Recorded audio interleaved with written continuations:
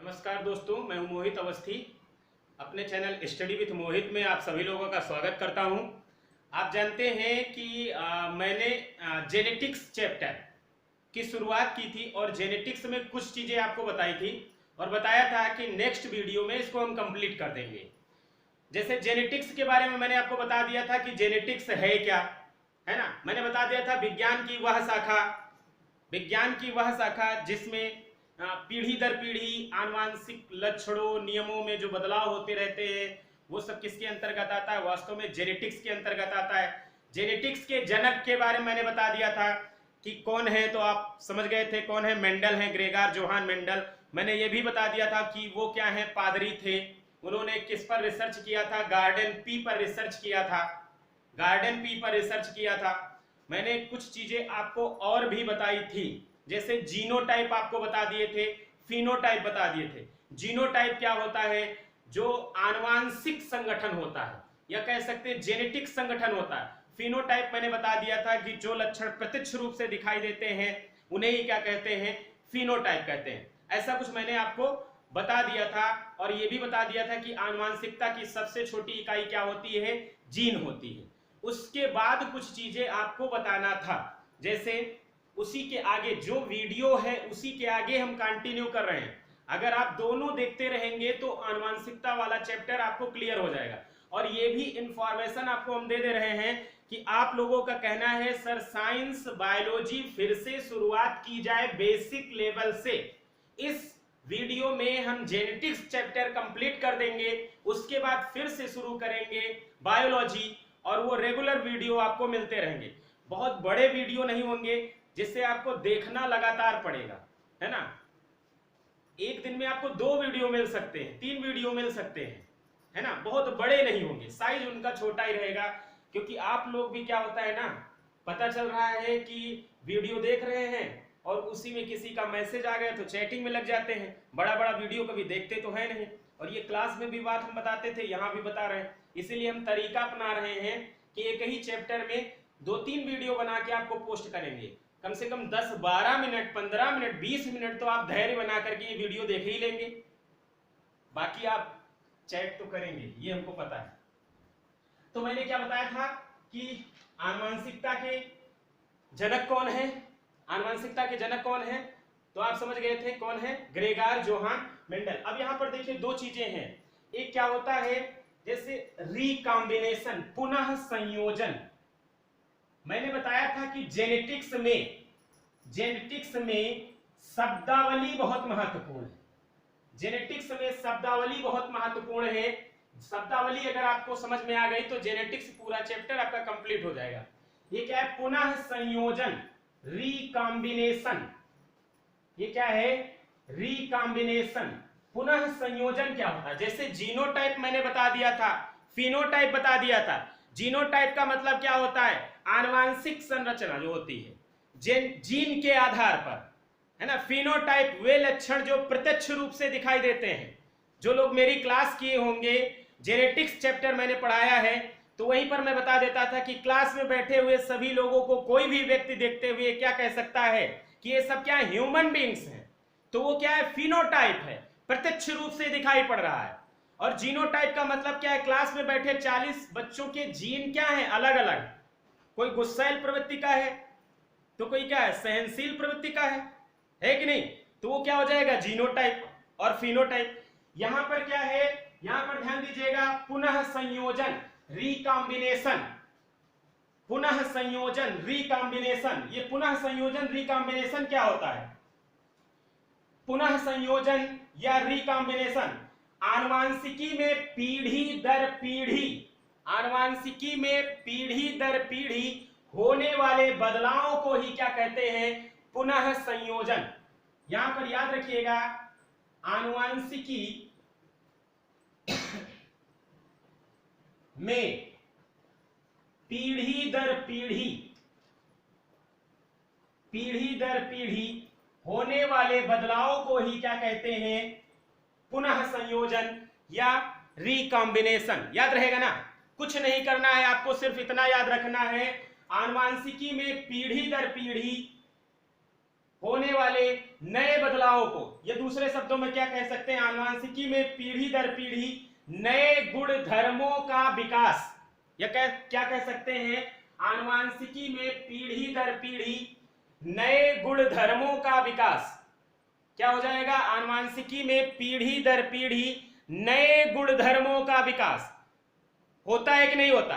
जरा अपने आप को सोचिए, जो लक्षण या जो नेचर आपका है, क्या आज के 10,000 साल पहले कहीं ना कहीं वो हमारे पूर्वज ही, एंसेस्टर्स हैं, उनके भी यही सेम लक्षण थे, इसी तरह से जीवन यापन जीते थे कि कुछ भिन्नता थी। अरे जरा से याद करिए पूरा पाषाण काल के मनुष्य को, वो कैसा होता था, घुमंतु जंगली जीवन, ना परिवार ना विवाह, कुछ नहीं, है ना। आज क्या हुआ है, आप सोशल प्राणी है कि नहीं, कुछ परिवर्तन आया कि नहीं आया। कहने का मतलब यह हुआ कि आनुवांशिकी में पीढ़ी दर पीढ़ी नए गुणधर्मों का विकास ही क्या कहलाता है, रिकॉम्बिनेशन या पुनः संयोजन। याद रहेगा ना। अब ध्यान दीजिएगा, दो शब्द और है यहां पर जो आपको मैं बताऊंगा। एक होता है समजात, एक क्या होता है समजात, और दूसरा होता है समरूप। एक क्या है समजात और दूसरा क्या है समरूप। एक क्या है समजात और दूसरा क्या है समरूप। समजात को कहते हैं होमोजिनस,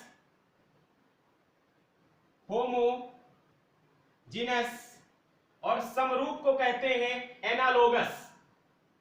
क्या कहते हैं, एनालोगस। इसको क्या कहते हैं, एनालोगस। ध्यान दीजिएगा, यहां पर समजात में एक शब्द याद रखिएगा, उत्पत्ति समान। उत्पत्ति कैसी होती है, समान होती है।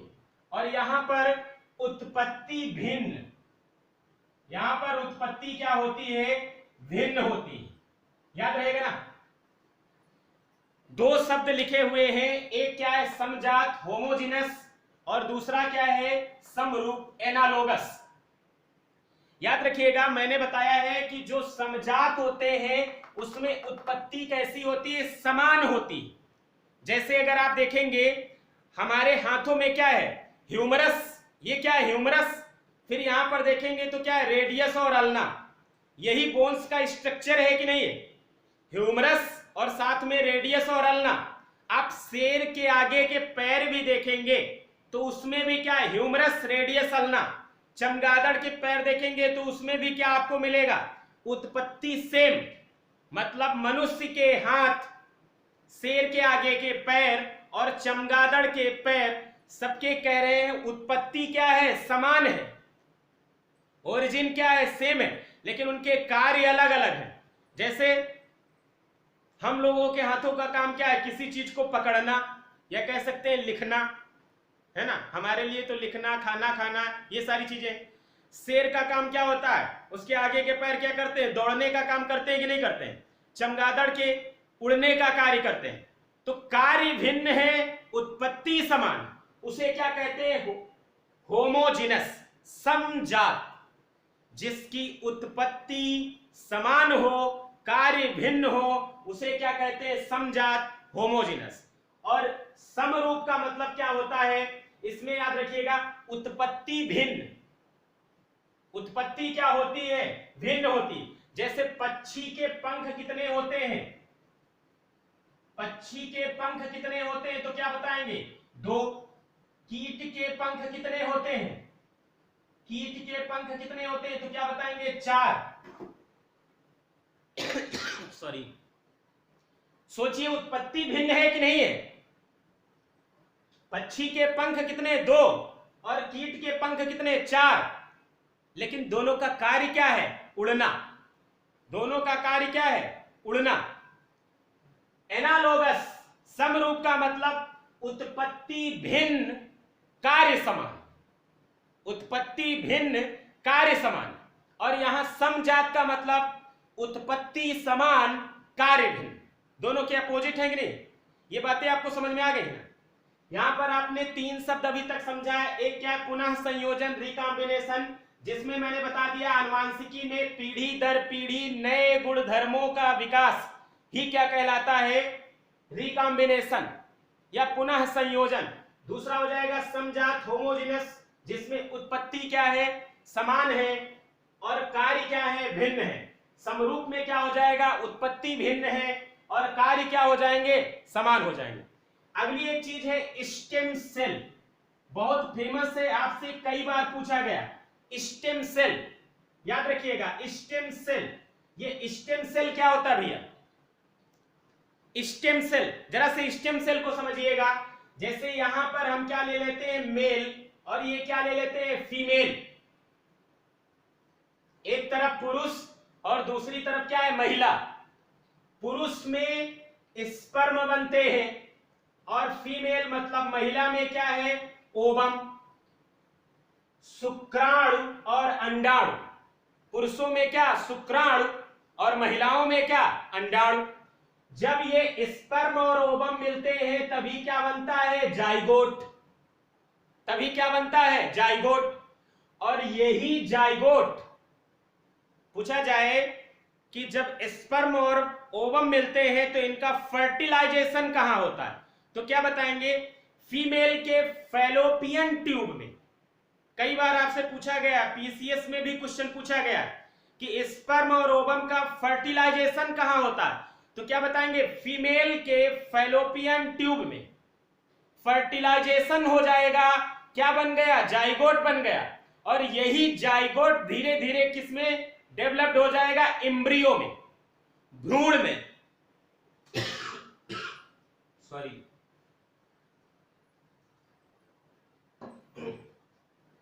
मैंने आपको क्या बताया है, मेल से स्पर्म और फीमेल से ओवम क्या बना, जाइगोट।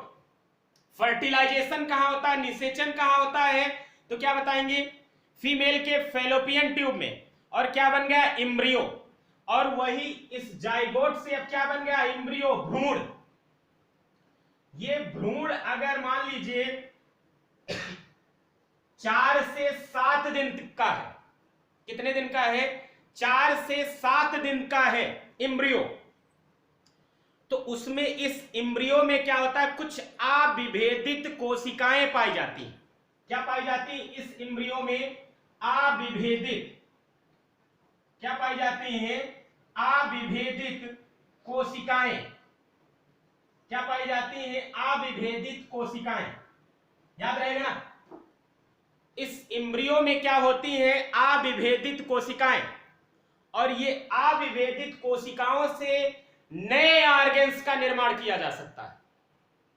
वही क्या है, स्टेम सेल। याद रहेगा ना, वही क्या है, स्टेम सेल।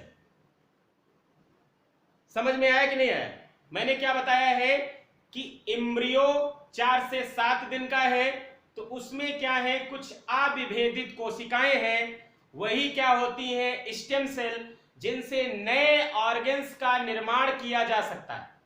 ये क्लियर रहेगा ना। दूसरा शब्द यहीं पर आप समझ लीजिएगा, प्लेसेंटा।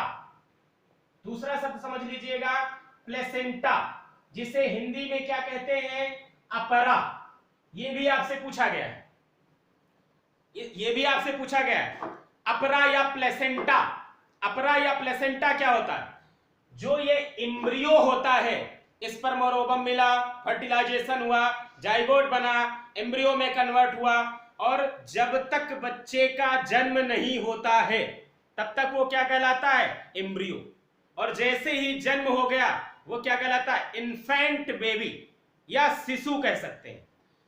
तो उस एम्ब्रियो को भी पोषक पदार्थों की आवश्यकता होती है भाई, उसमें भी तो आरबीसी का निर्माण होगा, शारीरिक स्ट्रक्चर का डेवलपमेंट होगा, उसका नहीं होगा। उसको भी protein, vitamin, fat, carbohydrate, mineral की आवश्यकता है। किसे, एम्ब्रियो को, जो मां के पेट के अंदर है उसे क्या कहते हैं, एम्ब्रियो। तो उसको भी तो जरूरत है protein, vitamin, fat, carbohydrate, minerals की। क्या दाल चावल रोटी सब्जी तो उसके पास पहुंचा नहीं सकते कि वो डाइजेस्ट करे। जो मां खाएगी डाइजेस्ट होगा लिक्विड फॉर्म में, वो protein, vitamin, fat, carbohydrate, minerals उस एम्ब्रियो को चाहिए, और वो पहुंचाने का कार्य कौन करता है, प्लेसेंटा या अपरा। कभी कभी क्या होता है, और ऑक्सीजन भी, या दो शब्द समझ लीजिएगा, न्यूट्रिएंट्स पोषक पदार्थ और ऑक्सीजन को भ्रूण तक, इम्ब्रियो तक पहुंचाने का कार्य कौन करता है? प्लेसेंटा। कौन करता है? प्लेसेंटा। समझ रहे ना? कभी कभी क्या होता है कि ये प्लेसेंटा काम करना बंद कर देता है। जब प्लेसेंटा काम करना बंद कर देता है तो क्या हो सकता है कि बच्चे की गर्भ में ही मृत्यु हो सकती है।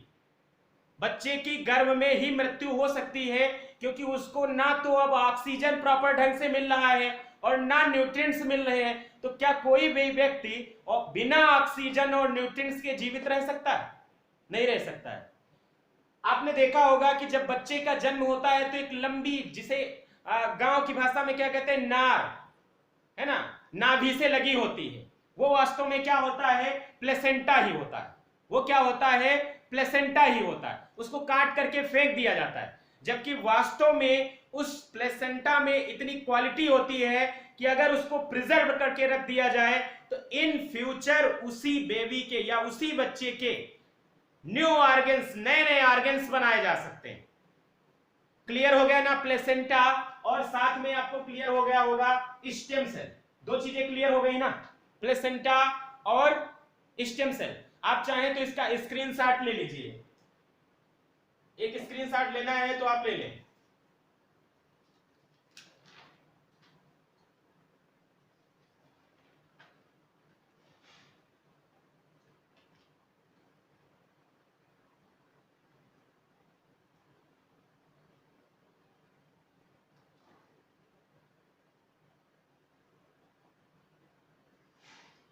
अगला एक शब्द और है GMO. GMO, genetically modified organism. Genetically modified organism, है ना? आपने इसको प्रैक्टिकली बहुत सुना। तमाम हाइब्रिड बीज आ रहे हैं, है ना, वो सब क्या है? जीएमओ। जब मैं विटामिन पढ़ाता हूं तो आपको बताता हूं कि सिर्फ विटामिन बी1 मतलब थायमीन को छोड़ करके, थायमीन को छोड़ करके चावल में कोई भी विटामिन नहीं पाया जाता। मैं बताता हूं ना, थायमीन जो होता है चावल की पालिश में पाया जाता है, लेकिन वहीं पर जब विटामिन ए पढ़ाते हैं, विटामिन ए का रासायनिक नाम रेटिनॉल, तो हम क्या बताते हैं कि विटामिन ए गोल्डन राइस में पाया जाता है। गोल्डन राइस वास्तव में क्या है? जेनेटिकली मॉडिफाइड ऑर्गेनिज्म, है ना? आप देख रहे हैं बड़ी बड़ी लौकी आ रही है, बड़े बड़े खीरा आ रहे हैं, तरबूज आ रहे हैं, खरबूजा आ रहे हैं, ऐसे आम आ रहे हैं कि 10 दिन के बजाय उसको 20 दिन रखिए खराब ही नहीं हो रहे हैं, है ना? वो सब क्या है? वास्तव में जीएमओ है, जेनेटिकली मॉडिफाइड ऑर्गेनिज्म, है ना? ह्यूमन बींग्स के ऊपर भी ऐसा रिसर्च चल रहा है। होता क्या है एक्चुअली? होता क्या है? आप जानते हैं कि न्यूक्लियस, और न्यूक्लियस के अंदर क्या? क्रोमोसोम, और क्रोमोसोम में क्या होता है? डीएनए। क्रोमोसोम में क्या होता है? डीएनए। और डीएनए ऐसा होता है कुछ, डीएनए क्या होता है? डबल हेलिक्स होता है, और इसी डीएनए में क्या लगे होते हैं? जीन। हमने मान लिया यहां पर 2 डीएनए ले लिए, यहां पर 2 डीएनए ले लिए। जरा समझिए तो जीएमओ का निर्माण कैसे किया जाता है। 2 डीएनए ले लिए, एक ये खीरा का ले लिए जो छोटा था, और ये एक लौकी का ले लिए। अब इसमें देख लीजिए खीरा की लंबाई क्या थी? पहले कम थी।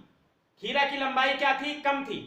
उस खीरे की लंबाई वाले जीन को हम क्या कर लिए? रिकॉग्नाइज कर लिए, पहचान लिए। और यहां लौकी में जो जीन है लंबाई वाला वो पहचान लिए, खीरे वाला हटा दिए, और जो लौकी वाला था वो किस में लगा दिए? खीरे में। अब खीरा कैसा होगा? लौकी जितना लंबा होगा। जो नए प्रकार का डीएनए तैयार होगा जिसमें हमने क्या कर दिया है? जीन में चेंज कर दिया। ये एग्जाम्पल के तौर में बता रहे हैं आपको कि कैसे जीएमओ फसलें बनाई जाती हैं। ह्यूमन बींग्स के ऊपर भी इसका प्रयोग चल रहा है, लेकिन इसको वैधता प्राप्त नहीं है। समझ रहे हैं ना?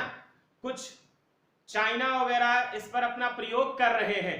तो ये क्या होता है? जीएमओ। आज आप देख रहे हैं ब्रिटी बिंजाल है, बीटी काटन है, तमाम प्रकार, जैसे टमाटर है, आलू है, ये सब क्या है? वास्तव में जेनेटिकली मॉडिफाइड ऑर्गेनिज्म के अंतर्गत ही आते हैं। यहाँ पर चीजें आप समझ चुके हैं कि न्यूक्लियस में क्या? क्रोमोसोम, क्रोमोसोम में क्या? डीएनए, डीएनए में क्या लगे होते हैं? जीन। 2 डीएनए ले लिए, उसमें से सेलेक्ट कर लिए, अच्छा वाला जीन निकाल लिए और खराब वाला जीन हटा दिए, फिर नए डीएनए में क्या है, अच्छे ही प्रकार का डीएनए जीन है ना, तो वो क्या कहलाएगा, जेनेटिकली मॉडिफाइड ऑर्गेनिज्म। ये क्या होता है, जीएमओ।